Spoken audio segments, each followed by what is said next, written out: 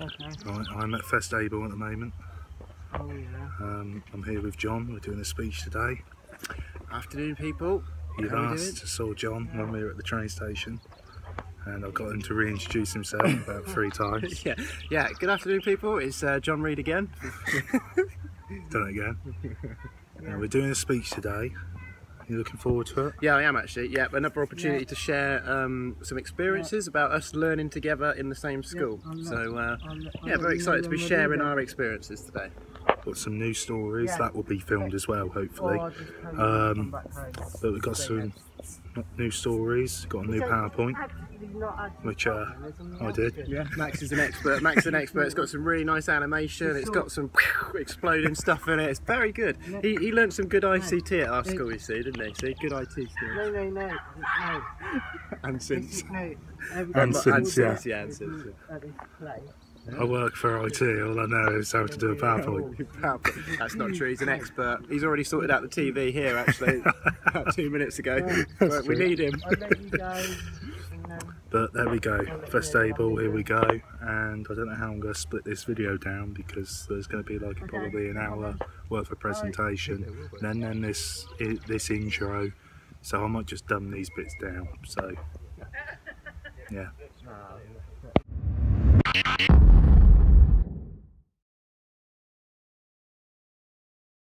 Hey guys, so guys, as you saw by the intro, I'm going to wrap this up really quick because it is a long video. However, yesterday I spoke at FestABLE, it was really good. So guys, here is the presentation that me and John delivered to FestABLE. Here it is, I hope you enjoy.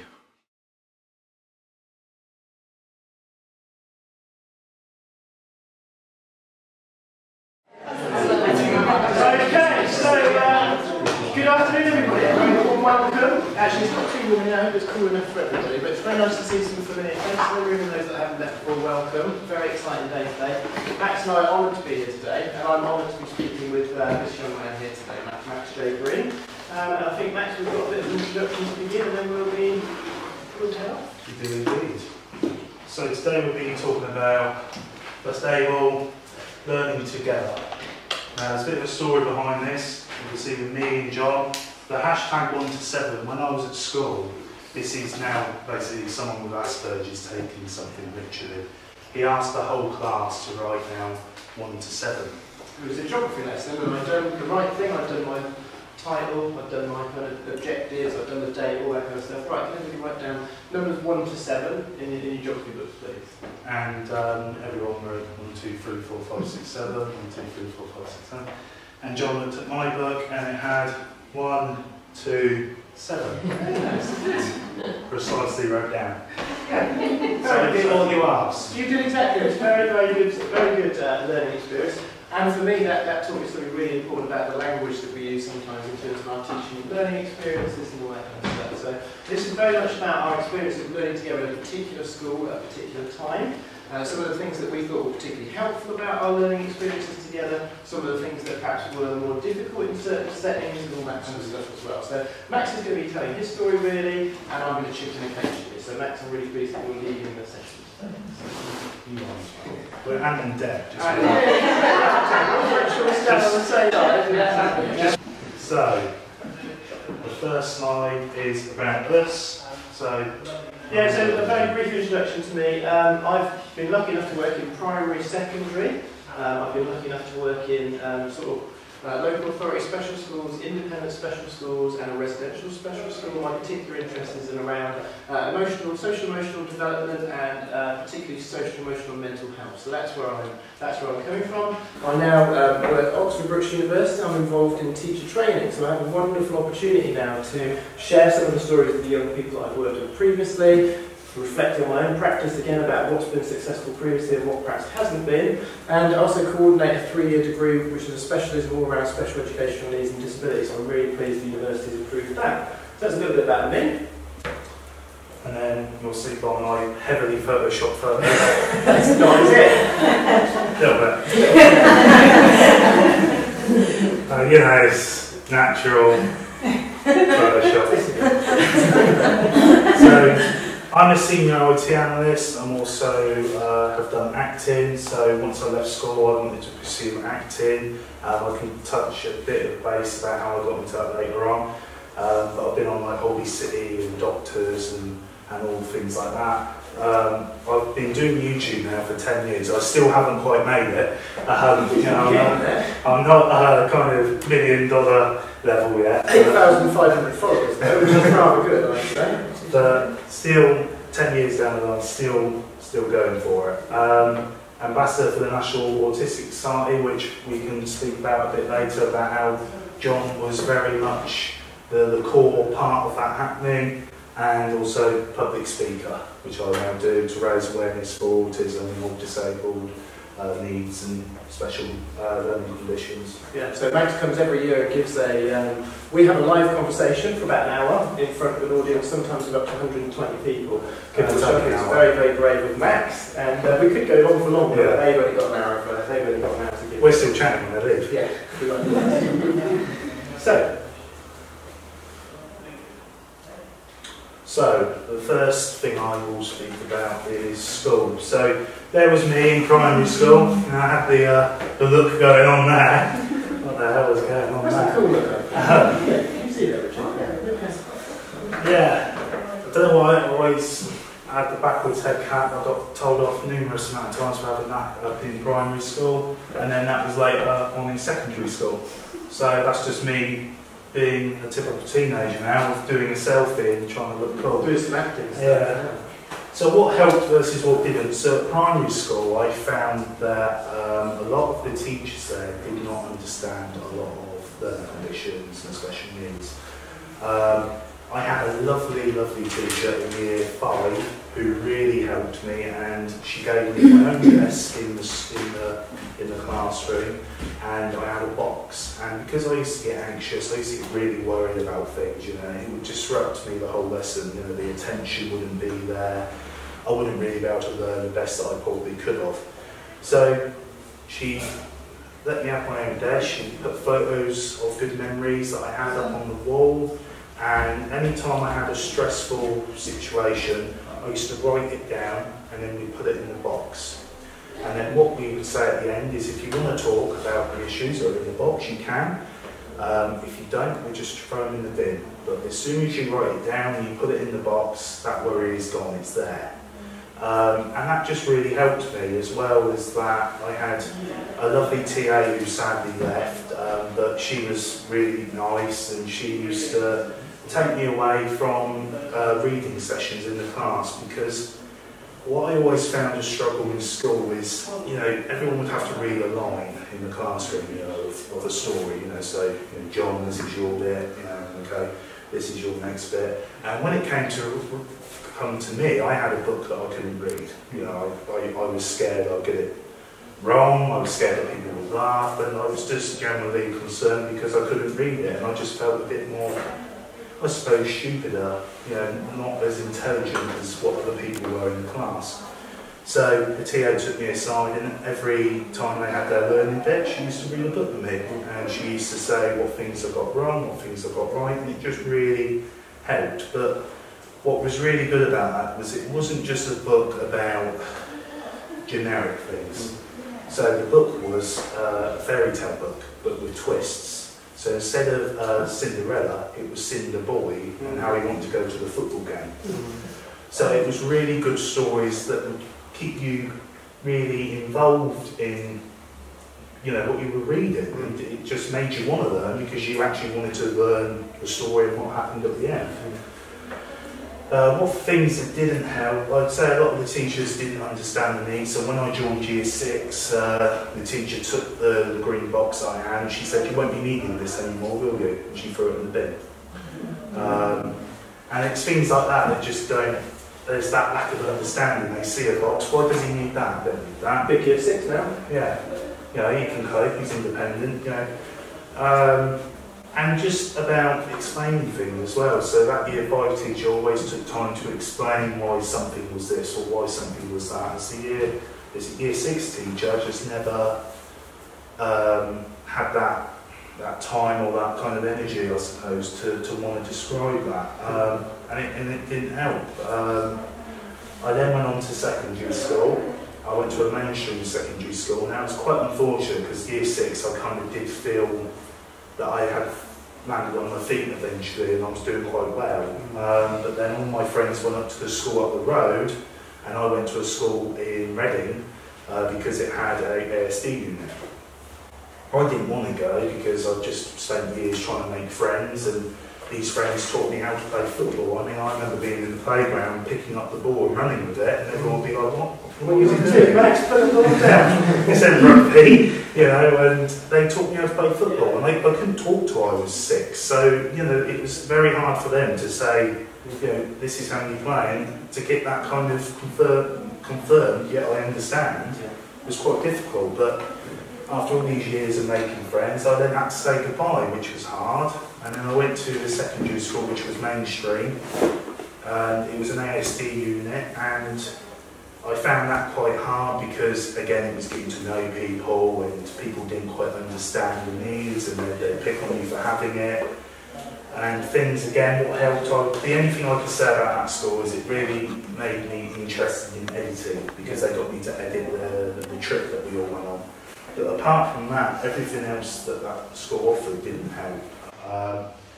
So there was teachers in there that I would say understood the needs, but at the same time, the unit that I was in wasn't able to require the help and the support that the teachers needed to give their pupils.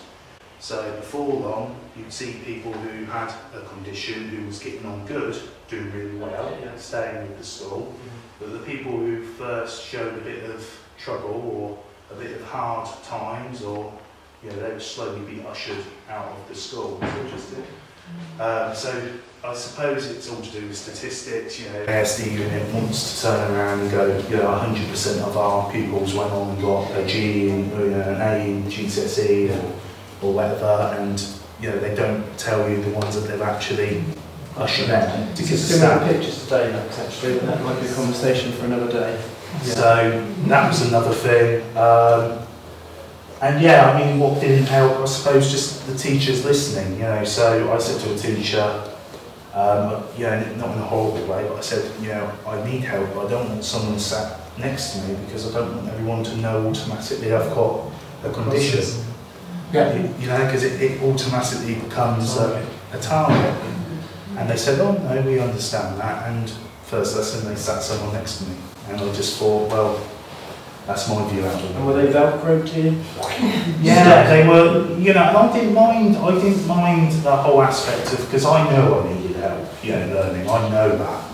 But I just felt that they could have done it in a more discreet manner, so it came across that that person was there not only for you, but for everyone else. That's right, yeah. You know, instead of just having someone sat next to you going, you know, do this, do that, it gets a bit embarrassing, but primary school's fine because, you know, a lot more kids are, I suppose, not grown up enough to know that there's anything different. It's interesting, when I first, because Max and I had an interview, I left the school and I wanted to go back and find out how the boys were doing, the girls were doing, so I went back, and the first time we actually spoke openly about the educational experiences, you were 15.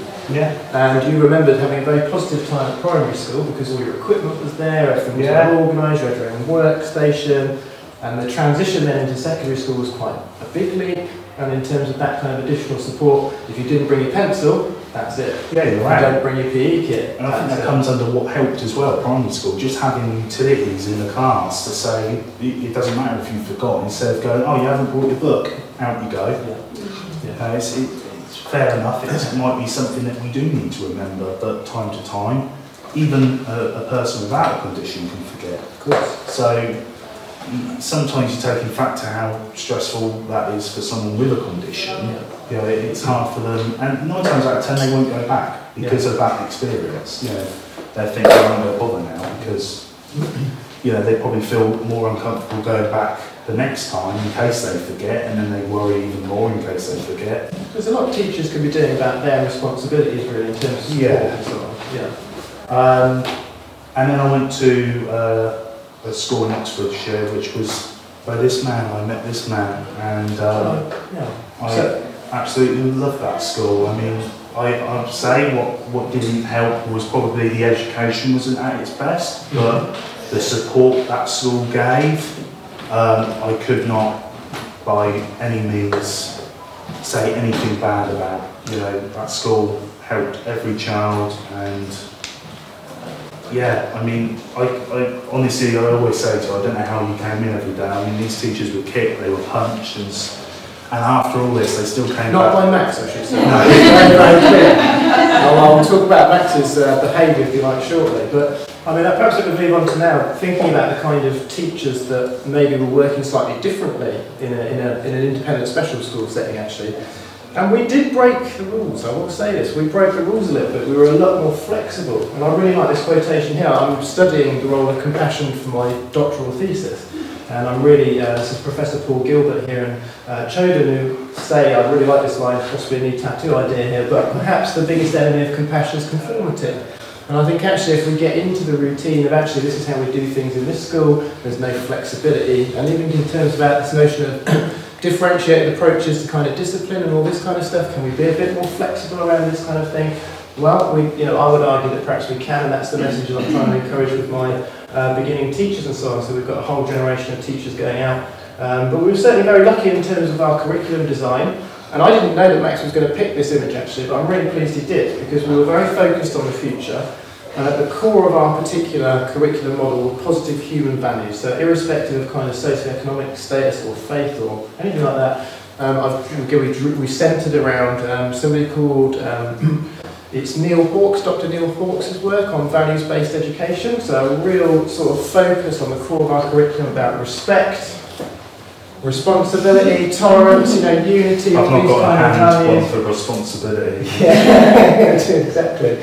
And then all these, other opportunities there. Lots of kind of cross-curricular opportunities, lots of outdoor adventurous activities for those that enjoyed them, forestal, construction stuff. Max, I'm really pleased, has brought his National Record of Achievement today, for example. Yes. About the sort of real importance of work experience and so on, and all these kind of other opportunities that were slightly different, I think, in terms of the school. I mean, I don't know, how did you find the learning in terms of engagement? Because I know there were bits that you really liked, and I know there were bits that you didn't like. Yeah. And that's really interesting for us to reflect on, I think, as practitioners.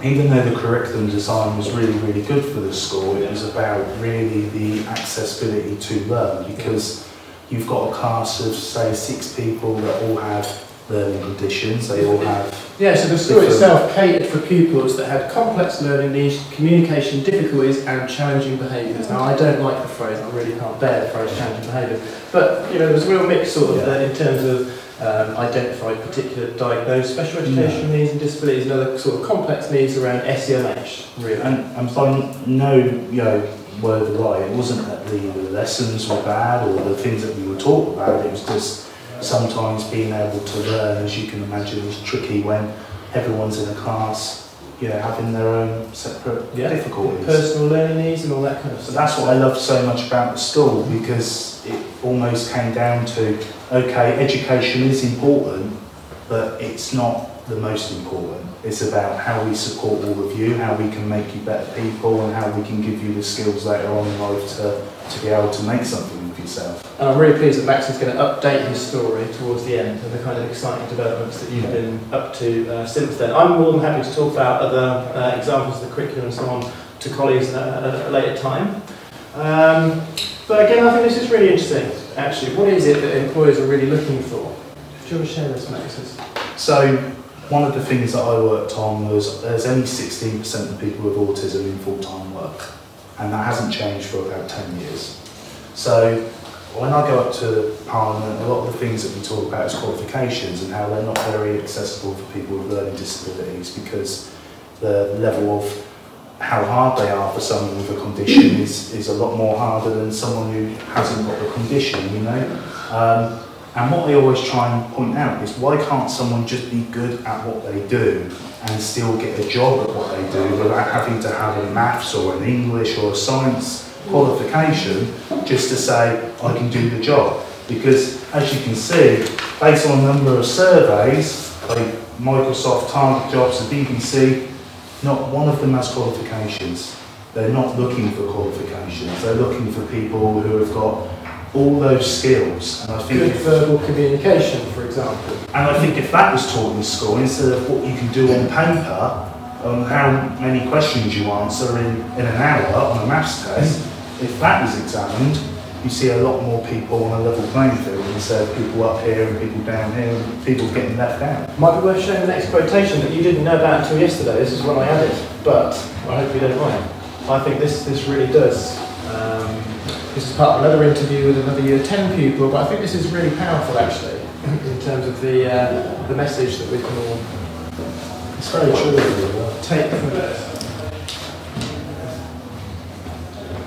Not everyone read that. It is quite long. I can read it. Yeah, of course. So, I think the idea about reading about someone on paper is a bad idea. I think qualifications are a bit messed up. Because when you look at someone and they've got 10 GCSEs, and you look at someone else and they've got 2 and maybe a number of smaller qualifications, and they're both completely capable of doing something. So on paper, this person looks better or higher than the other, and that's not necessarily true. I think jobs and work should be more involved in actually looking at the person rather than the bits of paper, and the same should be for schools all around the world.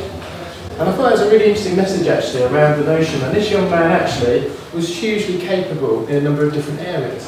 But on paper, it wouldn't, maybe have reflected his engagement, his motivation, his understanding, his empathy, his compassion, his sort of, and these are young people that really contributed to the development of our school. Without the ideas and the suggestions about curriculum development, the design of the environment, all that kind of stuff.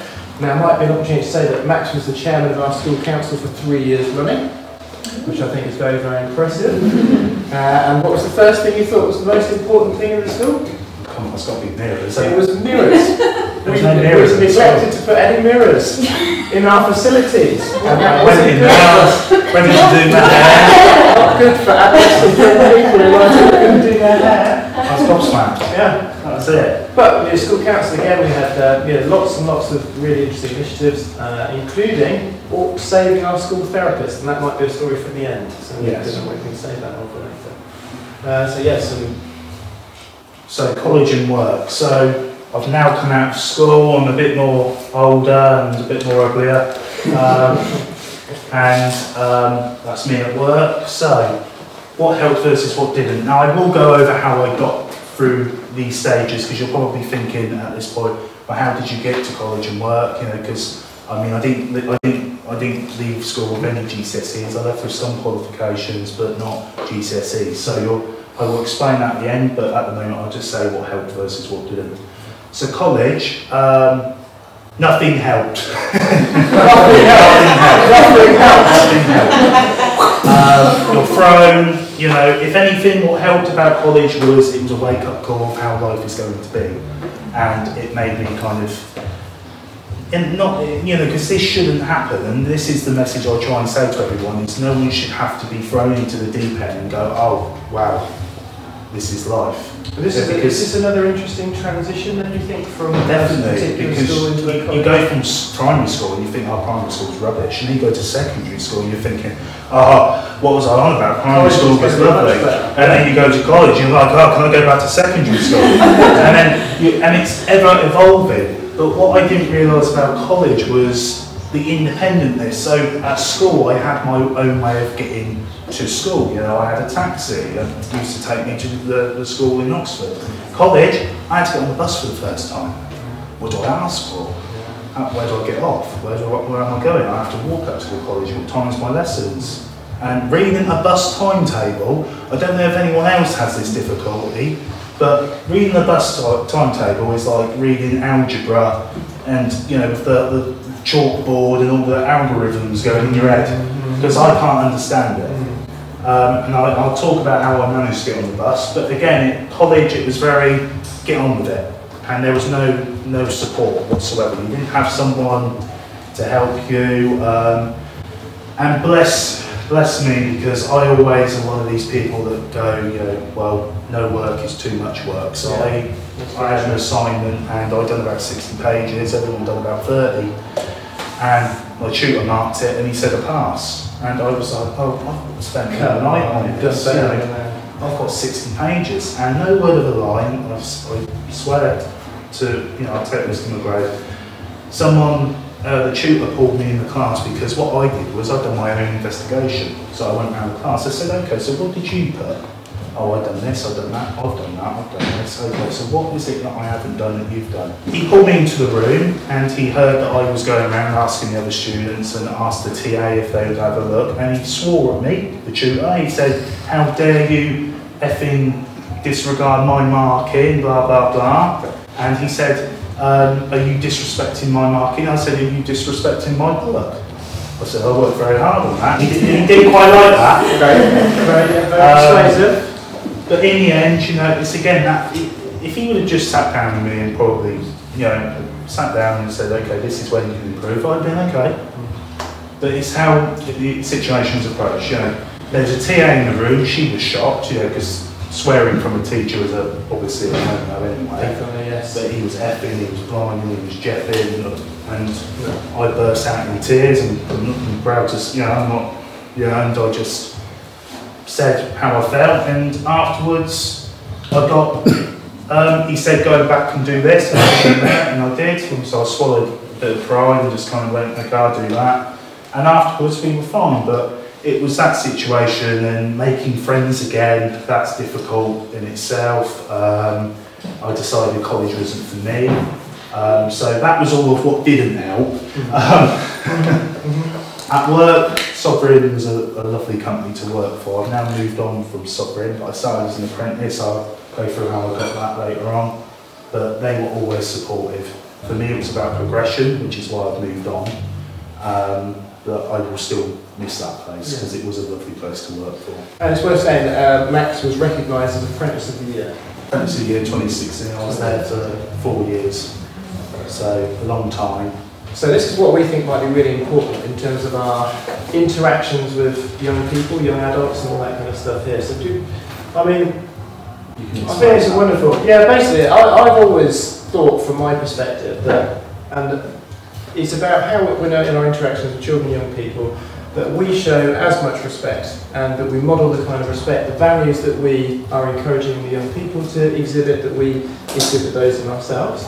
And respect was something, because I like to give people respect, partly to do with the fact that I've got very horrible hands, but that's a story for another day. But this is really important. I mean, parents and family at the top. Why did you put parents and families at the top here, Max?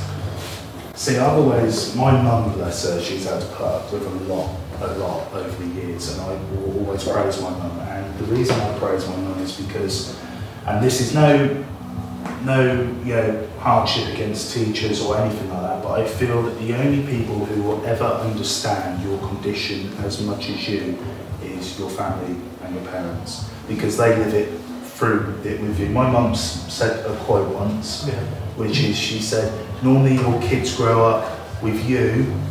My mum said, I've had to grow up with me. Like, my mum's had to grow up with me because the way that I've developed in life and the kind of things that she's had to do to make sure that I'm okay. So she's had to, and I would never praise my mum enough, because she's always been there and she's always told me right from wrong. What's interesting as well, in our last discussion, you talked about the battles that she'd had to experience through her life.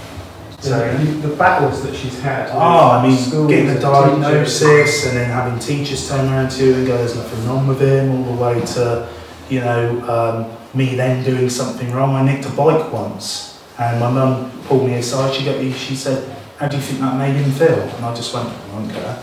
And my mum is very good at turning that on its head. And then she'd go, how would you feel? And then I'll go, why did you nick the bike then, Max? I was running from the teachers. You were running away from the teachers? Why not get a bike if you're going to run away from the teachers?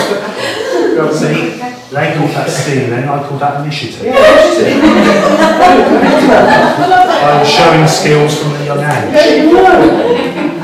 So there we go. From your perspective, I've explained why I think respect's important from a teacher's perspective. What about your relationships with teachers? What do you think made a real difference to you? Apart from every teacher I had at primary, at secondary school, the only really great relationships I ever had with teachers were teachers who were your friends, who generally saw that they cared. If you generally care about someone, you know, I always picked it up. There was a story the other day about how And I think this is nice. It was about a foster kid. He kept getting fostered, kept getting fostered, kept getting fostered. But this kid always used to do something bad because he didn't want to get attached to anyone. Yeah. So he would get kicked out. And the guy said, no matter what you do, you're still going to be here, no matter what you do, because we love you and we care about you. Unconditional. And I think that's what, you know, the teaching is, you know, again, from you guys, you got punched, you got kicked, but somehow you still came in the next day with a smile on your face and forgave them. Because we believe in the children, you know, we believe in... And it was genuine. Mm. And you get some teachers that kind of, I think, sometimes give up too early. And if you've got someone that don't give up in you and who believes in you and won't give up, then you don't give up in yourself, because you realise that there's someone who does There's care. something there about really high expectations, isn't there? High aspirations to show people that you can do this, you know, you can do this. Yeah. And you know, you guys treated us like friends, you know, it wasn't, yeah, you had to tell us off when we needed to tell it off. Oh, we did, yeah, all the time, Max, I will tell you. No. I will say that Max, we had, and you know, this was quite a difficult experience for me, but a very kind of behaviourist approach, shall we say, so it was very much rewarding particular behaviours and so on, which was interesting at the time because, of course, some do really well and some don't, and I didn't really agree with the whole system of it. But there were, as far as I'm aware, that Max, across the, how many years were you there for? 4 years, I think? Year 9 till Year 9 till year 11, so 3 years there. Yeah. Max consistently worked towards achievement and his goals, which meant then that he could have, you know, the opportunities for doing particular off-site activities and all that kind of stuff. But there were only 1 or 2 incidents where, you know, it was about earning a point. Do you want to share one of those where I was lucky enough to be in the I mean, we had a point system, so you had green, amber and red, and I was on green to the day I started, to the day I left. Yeah. But I was obsessed with getting maximum points. Maximum points. 5 points per lesson. 5 points per lesson. So it's quite a high order for... I broke the record of it. It was like a year and a half, but then the record was shattered because someone dropped me a point. And it was hard to accept. It's the Dalai Lama, actually. So modern education pays little attention to inner values, and yet our basic human nature is to be compassionate. We need to incorporate compassion and warm-heartedness into the modern education system to make it more holistic. And I think that would be my key take-home message today, really. It's about that sort of compassionate interaction, I think. So, how do you help someone like me with autism? So what is autism? Autism, I read a quote the other day and I think it's genius. It said, autism is like, I'm in a play, but everyone else has got the script. Mm-hmm. And I love that quote. However, as we all know, does it affect everyone the same? It doesn't. And that's where it gets complicated, because everyone is different in their own right anyway, but with a condition, it can affect people differently with triggers or lights or speaking or anything like that. Mm-hmm. So it's always important to bear that in mind. But then where it goes is no, it doesn't affect everyone the same. So now you're probably all thinking, so what is the answer? And the answer is, quite honestly, learning together. We like that picture. I love that picture. And this is a lovely phrase as well. This is Max's mother's phrase, Billy. And Billy, again, mentioned about how she, you know, this notion of evolution, how you kind of evolve together, learn together. And we might just have one more story, because I was very lucky to employ my father at school as a therapist. So my father was the therapist at the school. And did you want to share how you made a difference to his life? So I walked into the therapist's office one day and the therapist was crying. Basically, he wasn't far off, was he? What's he saying? Something wasn't quite right anyway. I asked him what was the matter, so I started giving him therapy. And he told me... Tell me what the problem is, sir. Yeah. He told me he was losing his job, that they wasn't going to take him on anymore. Yeah, so to do the contract was that, yeah. So I knew that he wanted to stay, I knew that he cared about the pupils, I knew the pupils cared about him, and I went out as chairman of the school council and I got a petition. Yeah. I got a petition, I got the whole school to sign it, and I delivered it to the head teacher and said we'd like him to stay on. The head teacher then let him stay on 3 days a week, wasn't it, instead of 5. Yeah. So again, just I knew how much that he meant to the school. I know how much he cared about the pupils. So it just seemed like a lose-lose situation. Why let someone go who wants to make a difference? Yeah. Just quickly, how we evolved. John, do you want to tell them what you've done once you left? Yeah, so once I left, which I found a really difficult experience actually leaving, and because obviously we'd spent a long time working together, growing and developing the school, started with only 6 children, young people, grew to sort of 76 over 3 or 4 years. And I found it really sad leaving, and I found it very difficult saying goodbye to the students and all that kind of stuff. But one of the young men in your, it wasn't your year actually, it's the year below, said to me, "You've had the opportunity now to work with, say 60 of us, which I really enjoyed. But he said, what you're going to be doing now is you're going to be working with teachers that are then going to be working with a class of 30, and you're going to be training hundreds of teachers every year." And I thought, that's really nice. So that made me feel really good about moving to a new place. So I now work at Oxford Brookes University, and I have the opportunity now to work with primary teachers and those that study the idea about challenging behaviour. We look at that at master's level stuff, postgraduate certificate, looking at alternative perspectives on understanding challenging behaviour. And the university has been very, very supportive in terms of developing new degree courses around sort of studying special education needs and disabilities.